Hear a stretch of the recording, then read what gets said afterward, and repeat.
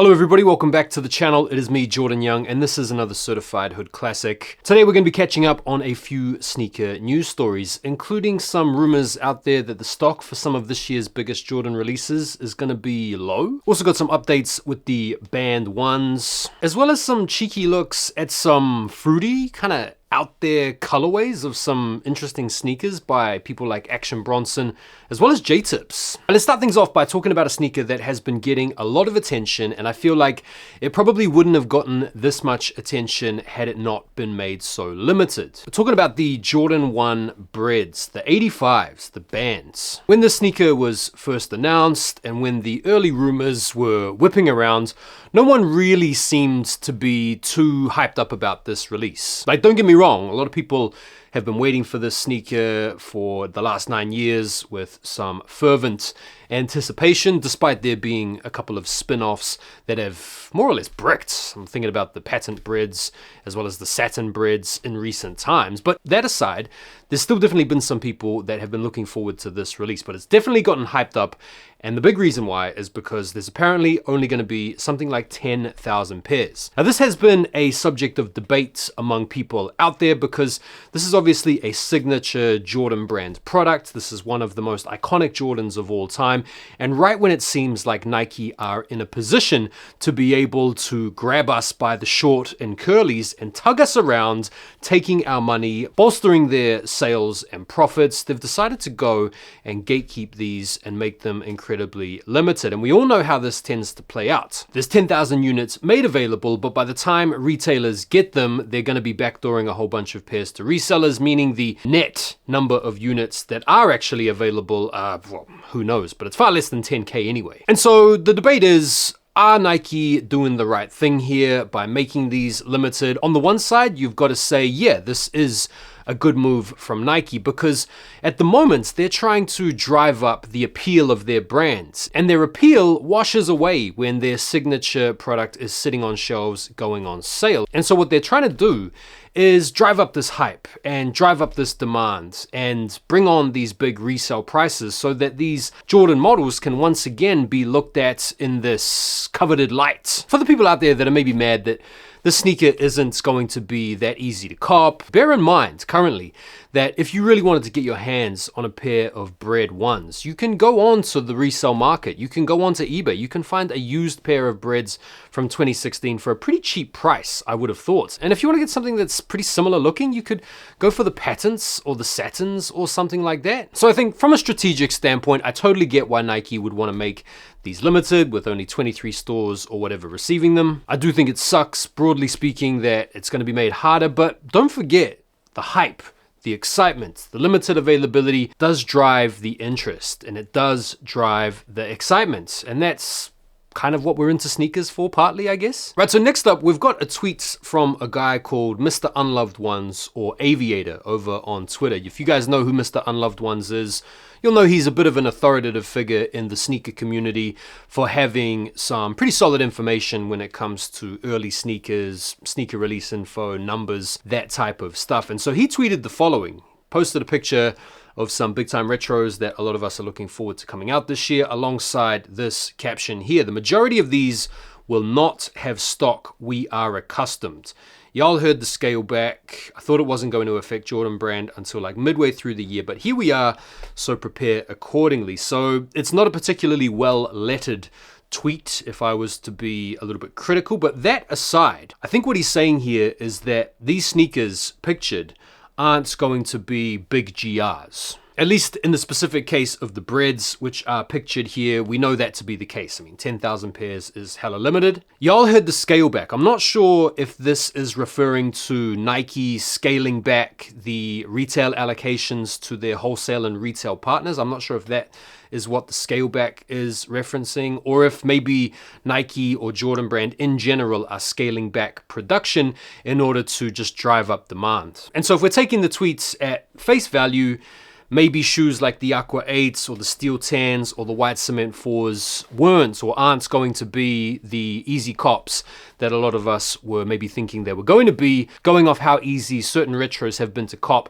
over the past year or two. Just as a quick example, shoes like the Black Cement 3s. And again, I don't know how deeply you guys want to read into that, but at least from a marketing strategic standpoint, I think it's the right type of move for Nike to make to once again create this excitement and to drive up this demand for their signature retro products. On the flip side, I think for people like me or you that have got a whole bunch of sneakers in your collection, maybe a whole bunch that you're not even wearing, it's not really going to be a big deal to miss out on any of these retro releases, because at the end of the day, you can also go onto the used market and find these retros predecessors for cheap money. I mean, I saw someone selling white cement 4s on a Facebook sneaker group today for like £160 in fantastic condition. But at least according to what's being said here, and you guys can let me know what you think about this, some of these sneakers aren't going to be the easy cops we thought they might be. We've had some way better looks at the Pharrell Nigo Louis V collection, as well as his latest sneaker creation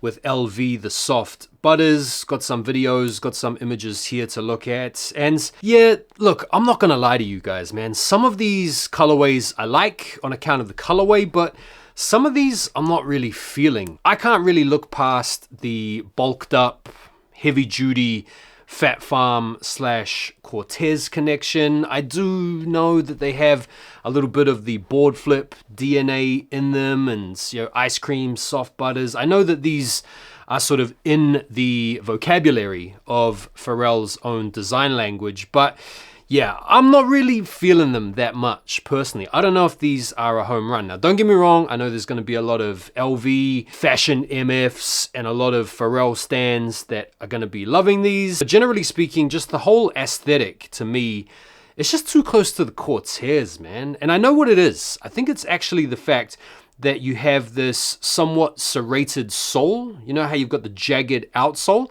I think if these had maybe a bit more of a flatter sole, or some different type of tooling down there to just separate it away from the Cortez a little bit more, these would have stood on their own 2 feet a lot better. Right, so it's Paris Fashion Week. There's been a whole bunch of interesting stuff come to light, and we are going to go through these in a little bit more depth in this Saturday's sneaker recap video, but I just wanted to touch on a couple of models that we've caught a glimpse of the last couple of days. And one of these models is a pair that has definitely been coming up over the past 12 months, I want to say.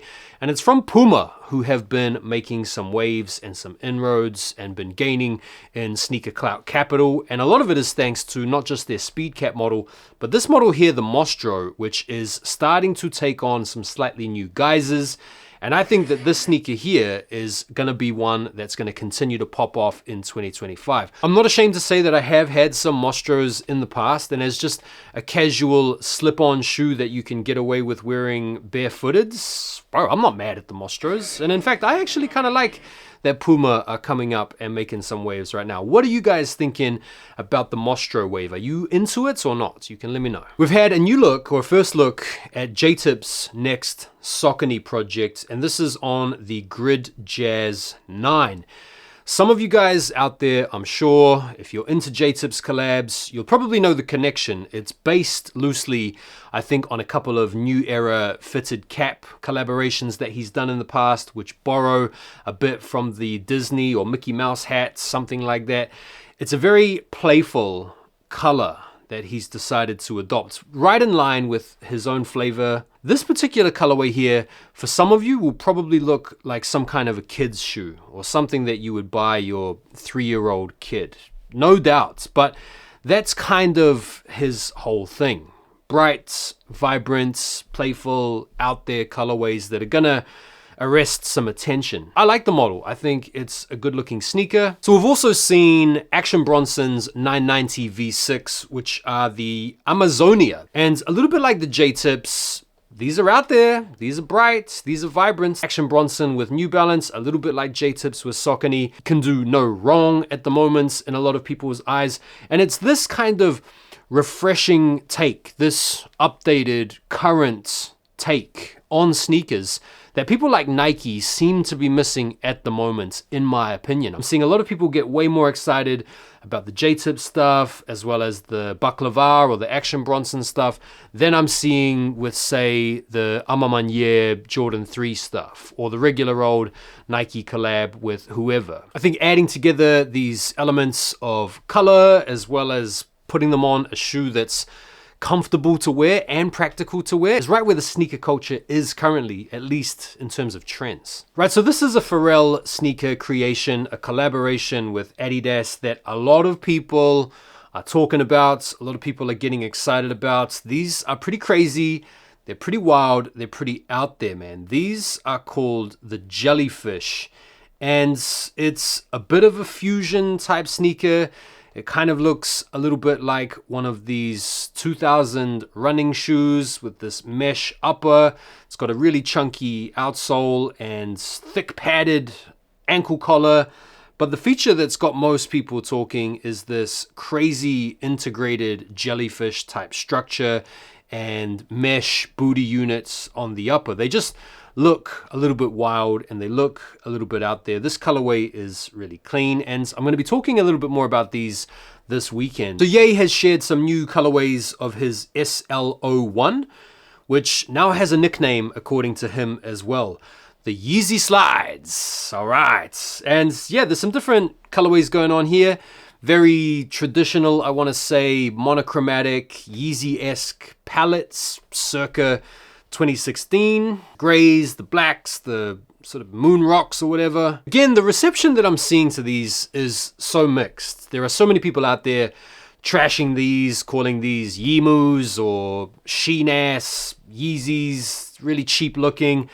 Other people are heralding this as a new day for sneaker fashion, with these items only running 20 bucks or whatever, and being the type of shoe that you should, grab just for the sake of it almost, because they have the Ye name attached to them. I haven't bought any of these yet, but I know that I probably should, at least just for the content game. So I might well just jump on his website and grab some pairs of these because, everyone else that makes sneaker content is gonna be doing it. But yeah, what are you guys thinking about the Ye sneakers at 20 bucks? Feel free to let me know. And that is it for today's updates. I've got an exciting review for you guys coming out tomorrow with a pair of shoes that hasn't come out yet. It's gonna be like my first early review. So very much looking forward to giving you guys my thoughts on these. And I'll also be back on Saturday where we're going to be going into some of these stories in a little bit more depth, as well as covering off some of the sneaker stories that I missed from today's episode. So until then, you guys have yourselves a lovely day out there, and I will see you on the next one. Take care for now, and peace.